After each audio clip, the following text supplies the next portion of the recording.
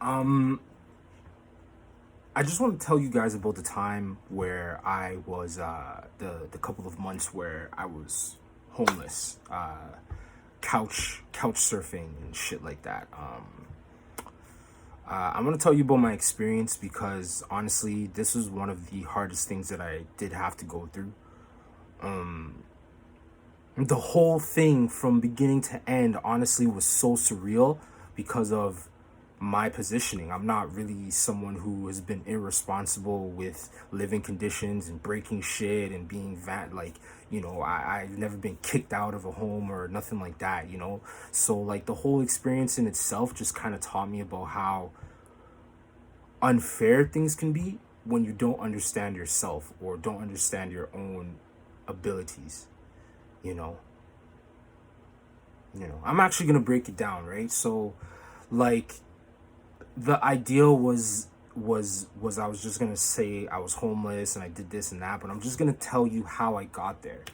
And this is some accountability on my part because I've been, always looking like I always have like things together and shit like that. But at this time, it was sort of like different. I had really nothing. A laptop from my stepfather, the like that's it. I had a laptop from my stepfather, clothes all over the place in different areas of the world and shit like that, and and that was pretty much it.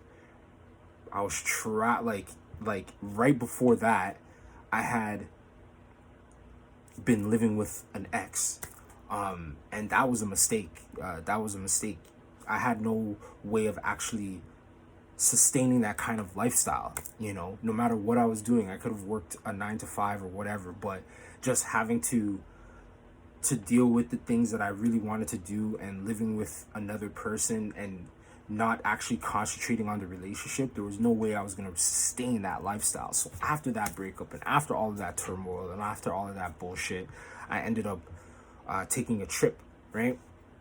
I ended up taking a trip, and like, it was beautiful. Europe is such a beautiful country. I had a little vlog I did before, but I was so messed up then. The vlog just kind of looked like someone who was just going through it. I'll probably leave it up and like unprivate it, but it just looked like I was going through it. And yeah, that was it. I went on that trip. I met a lot of family members. I met these people who accepted me for me, even though they really didn't know me. And I'm hoping, they get a chance to know me through these videos, through these explanations, through this change of lifestyle. And yeah, like, I don't really need to introduce myself, but my name is Moso, whoever, whatever, whenever. However, I gotta keep trying to be accountable for my mistakes. I had literally no money. I had a lazy attitude towards working in the industry for some reason, in the film industry for some reason, and it was really because I wanted to find myself. I really want to learn how to make money on my own, and that's the biggest thing. I want to be able to provide services for people, and when I was younger, I was doing that. It's just at this particular point in time, I want to do it in a way that doesn't involve corporations. So at that time, I was battling, not having any more problems doing that and being able to go find things myself and actually go work, because I'm a sociable guy. I'm respectful. I understand my position. I've been working so hard just to understand it even more now, and get true knowledge. So it's like we're here, and I want to continue doing that through my art. And going back to being homeless and stuff like that, like not having a place to stay, it was really all my fault. It was really nothing that anybody else could do any more than what they tried. They tried to give me jobs and stuff like that, but I refused because I was still trying to make a way for myself. I was still trying to figure it out. Unfortunately, I didn't get to express that in the way that anyone could really understand before I had to leave, or before things had to change. But leading up to these moments, you know, after I came back from Europe, I landed in Edmonton, and I stayed with my aunt and my nephews for I'll say like a month. But you know, because of my spiritual background and the fact that I don't actually follow Christianity, I don't follow it in a way that was conducive to what my aunt was on. She didn't really understand that, and she wanted like these big explanations of why I don't, and I just gave her my reason. I'm just here to make sure that I can go into the next travel smoothly. But it was a hindrance to her. So after that month, she asked me to leave. She told me that she wanted me to, you know, leave the house because of how, you know, she made a pact with her husband or something like that, where nobody was allowed to be in the house unless they're Christian. And there we are. Like, I'm sitting across from this woman that I love so much, and I trusted to understand my position no matter who I am, you know, just telling me these things. And I'm like, okay, what do I do next? So, I'm just like this homeless like kid. I gotta go back to Toronto, and my stepfather and my mother had no space for me. Like, there's literally no space for me. I had to stay on the couch for a couple weeks, and after the couple weeks, I made the mistake of going through my stepdad's phone. I made the mistake of going through his phone, and you know, well, I didn't really get to go through it or anything like that, but I wanted to use the camera. So when I used the camera and I wanted to turn off the phone, it wouldn't turn off because there's a password. So it was just sort of like a situation where I had to, you know, just allow it, you know. But he wasn't interested in that. He wasn't happy about that, and he threatened to call the cops on me.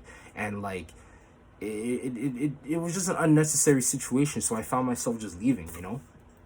I found myself leaving, and this is actually going to be part 2. So I found myself leaving, and basically like I just left. Like, I just left that day, and I just tried to find a place where I could just chill for a while. I went to a couple of libraries. I went to I went to a whole bunch of places just to see if I could, like, the reference library downtown was pretty cool, huge, 5 floors. It felt luxurious, like I was in a hotel. But you know, I literally had nowhere to sleep. Like, I couldn't even go back to my mom's home at that time. Like, I ended up sleeping in a studio on the floor of a studio, the most comfortable place I could find. You know, shout out to my mom. She let me stay there for a little bit, but it was still just so like crazy that I was in this position, even though it was my fault. You know, so at that point, from the studio, I would go to different places. I would go to different, you know, to shower. I would go to this recreational place that was like maybe, you know,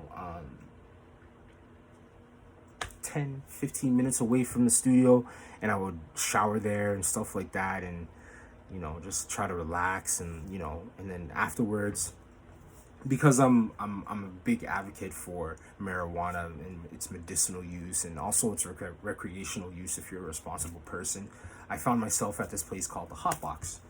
And the Hot Box had a lounge, and basically I would just spend time there working and creating stuff and just trying to keep my mind afloat. And during that time, I had finished a collection of art that I made. I had done all this shit on the computer. I was just like trying to make something like pop, but nothing was working. So yeah, after that, like, I basically just said, you know what, I'm just gonna continue coming here every day until I feel better. And eventually I started meeting people and feeling like a lot better with myself, you know. Like, I didn't feel like such a crab in the barrel. Like, I didn't feel like such a bucket, if you feel me. If you know what that is, then you're really from Toronto. And yeah, so that situation kind of changed the way that I looked at stuff, because I was still homeless. I was still, you know, doing my thing. I had absolutely no dollars. I had sold my PS4. I gave away my Xbox. I had nothing. Like, I just really did not have much, like, at that time, except clothes. That was it. The only thing that I had were clothing, and that was it. I only had clothes. I don't know. I didn't have much else, man. So it's not a sympathy party or anything like that. Trust me, I made it through, and things ended up working out where I was able to find an apartment, a little room to stay in for a couple years. And this is where everything led up to the manic break. But during these things, during everything happening, I actually was able to gain a lot of knowledge. I had to take accountability for a lot of the stuff I do. I spend money frivolously, not really frivolously, but I spend money in the wrong directions. Like investing in stuff has been interesting. I've invested in a couple stocks, a couple cryptos. I've been able to kind of learn about these things and not, just look at them and say, oh, they exist. I've actually used them. So investing now will just be that, taking my money, investing in things that I love to do, things that I love to watch, things that I love to understand, and then making that happen.